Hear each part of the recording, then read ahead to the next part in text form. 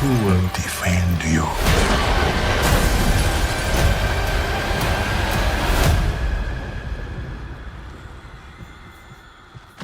My faith does not require defense. Hi, welcome to Frights and Sprites. I've just seen the Pope's Exorcist and I'm here to give you my first view review of the film. This is the latest in a long line of high-profile American exorcism movies that trace back to the groundbreaking William Friedkin masterpiece, The Exorcist. Since then we've had sequels and TV shows based on the 1973 classic, as well as multiple other films that cover the battle betwixt the devil and the church, such as The Exorcism of Emily Rose, The Last Exorcism, Stigmata, the list goes on. That brings us to the subject of this week's review, The Pope's Exorcist. This is a 2023 horror movie produced by Screen Gems and distributed by Sony Pictures. It was directed by Julius Avery with a screenplay based on the 1990 book An Exorcist Tells His Story. The movie stars Russell Crowe as Father Gabriele Amorth and is backed up by a great supporting cast featuring Daniel Zovatto, Alex Essoe, Franco Nero and Ralph Ineson. Stick around to the end to see my rating for this film and where I think they could go next with a sequel.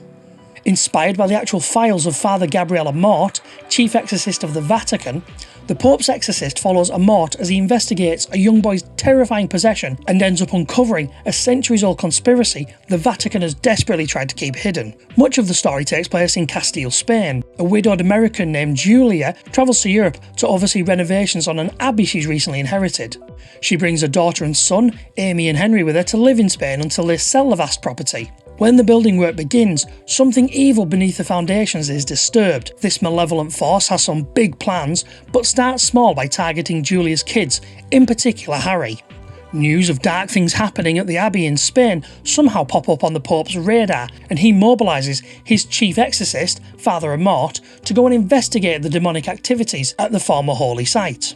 With the help of a local priest, Father Escobar, Father Amorth does his best to deal with whatever might be happening to the family. In doing so, they uncover a secret that the Vatican has tried to wipe from history. This is a spoiler-free review, so I can't say too much about this. However, I will say it's quite an original way to play with a particularly dark chapter of the Catholic Church's history.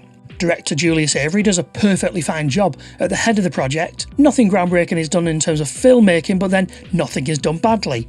It's a great example of directorial competence. The story moves along at a good pace, and at 104 minutes doesn't overstay its welcome. Most scenes are shot well and make the most of the great sets and locations. My only complaint here is that there are a few jarring camera movements and transitions which don't suit the overall tone of the movie. The sound design is well implemented to build atmosphere and tension, and should shake the hell out of either your home or cinema sound system. Ralph Ineson is wonderful as the demonic presence. However, there are times when I think they gave him too much to say. A chatty demon tends to get less scary the more they open their mouth. We also get a few songs to set us in the late 80s, but nothing to batter the audience over the head. I'm looking at you, every other TV show and film that's set in the 80s.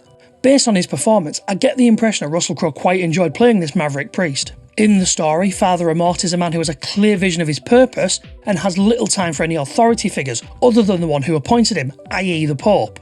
Father Amorth is a character with plenty of charisma and tons of warmth and wit. There are some great scenes with him riding around on a little scooter. Apparently, the idea of having Gabrielle on a Vespa came from Russell Crowe seeing priests in Rome riding around the place on the same vehicles. For the first two acts, this is the usual tale of a family getting into a supernatural situation. As the film progresses, things start to get weird, and then the peril builds until they're in grave danger.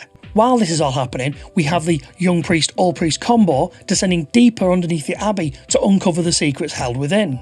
By the third act, they stumble across a huge secret that fundamentally changes what we know about the Catholic Church and their activities during the Middle Ages.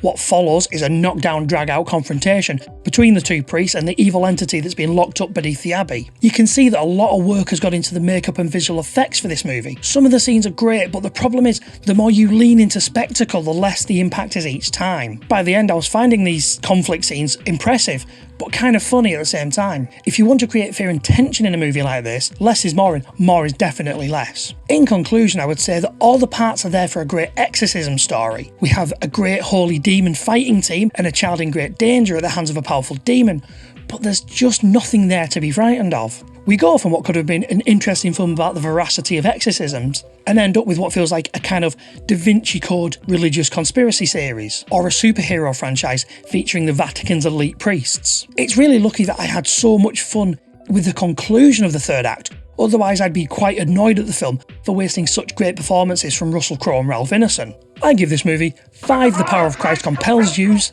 out of 10. One question though, how the hell did his ear grow back? Thanks for watching this review. If you enjoyed the video, please give it a thumbs up and tell me in the comments below which is your favourite exorcism movie. Also, you can check the recommendations and description below to see more dark content from Frights and Sprites. Thanks for watching and stay spooky.